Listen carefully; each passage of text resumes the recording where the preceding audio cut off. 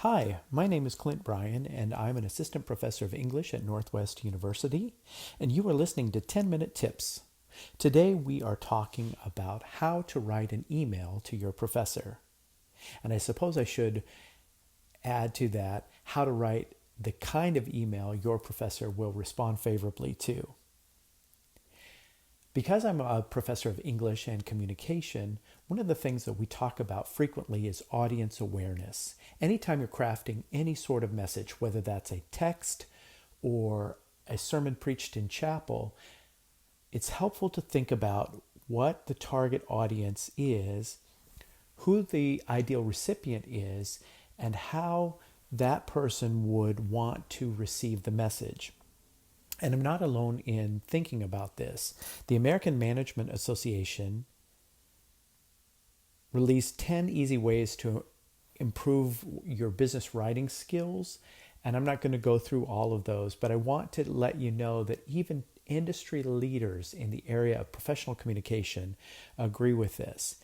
And so their first point is before you write a word of copy, make sure you know who your target audience is and what specific results you want to achieve. And that is really helpful when you're sitting down to write an email. Visualize yourself in the shoes of the recipient and try to imagine what this person's world is like. If you're writing to a professor, you can imagine that he or she is very busy, that the inbox is full almost every time they open the email, and they are dealing with dozens of students who are trying to get information from them. But it helps to go a little bit further. What does a typical day look like for that person? What are her unique needs, goals, and challenges? What problem is keeping that person up at night? The more thought and research you invest in defining your target audience and how you can help them, the more powerful your written communications will become.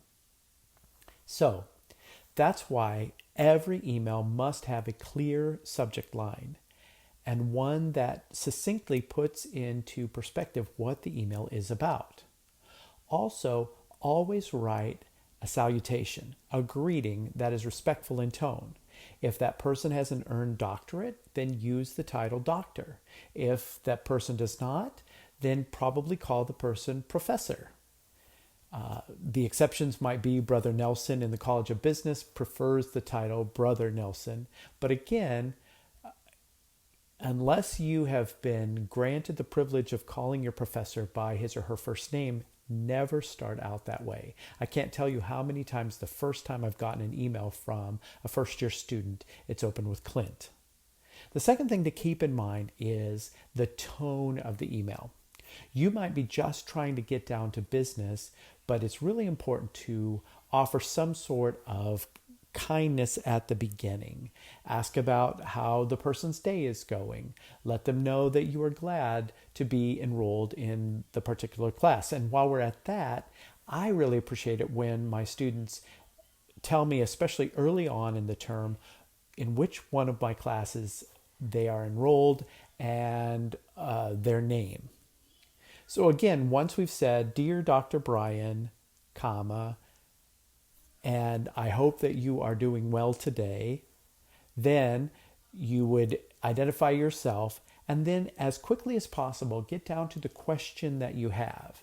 If an email needs to be scrolled to be read completely, you are probably ensuring that the person is going to only open it, glance at it, and then think, I don't have time to respond to that right now.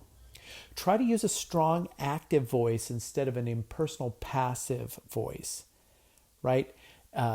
You want to say something like, I need further clarification on the expectations for the essay, then the essay could be further clarified.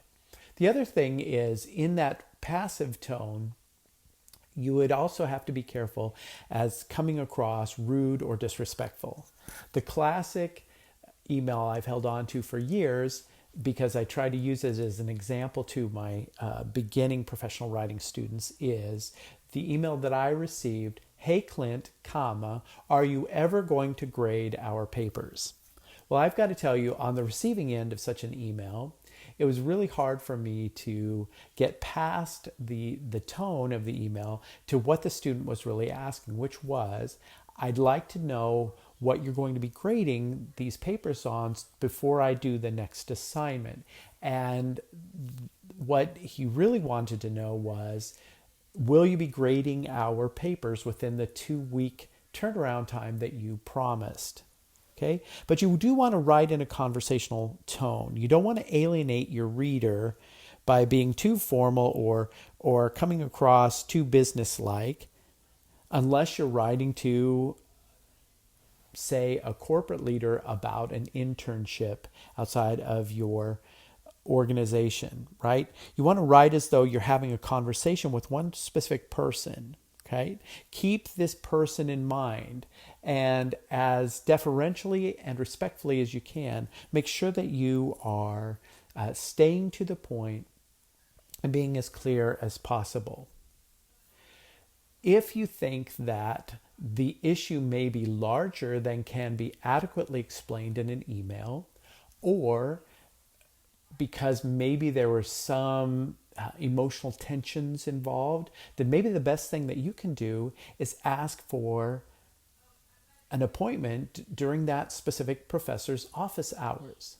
I'd like to discuss with you the grade I received on my last essay.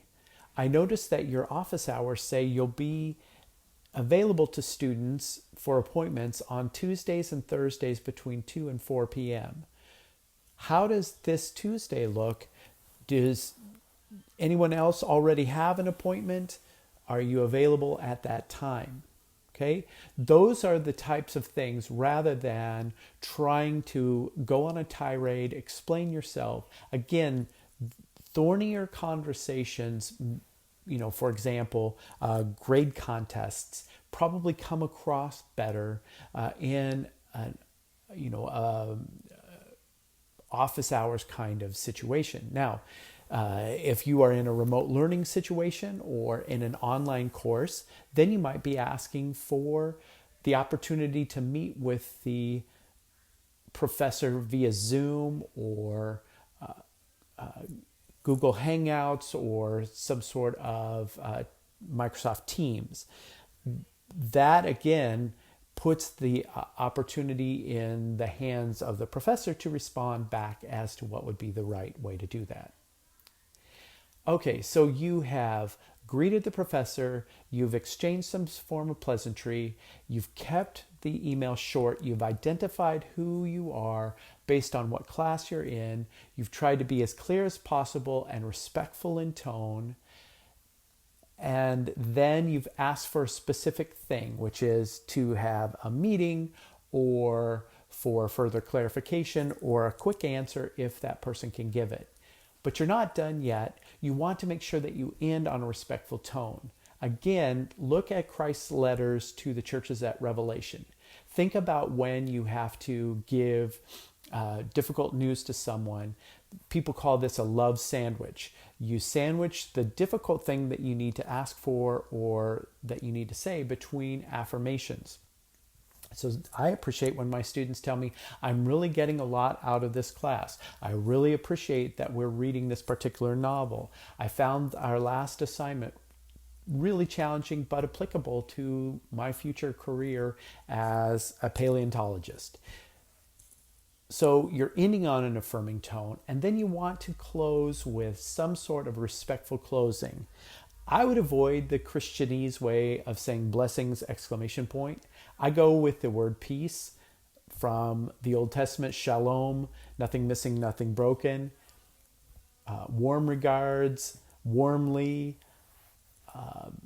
sincerely is the old standby. Those are great ways to end. And then always end with your name. So you have all of those components of an email where you have really thought about the target audience, where you've thought about the kinds of email deluge that your professor is getting, and you're really trying to make sure that your tone is not in any way alienating, because you don't want to distract at all from the message that you're hoping your email will elicit.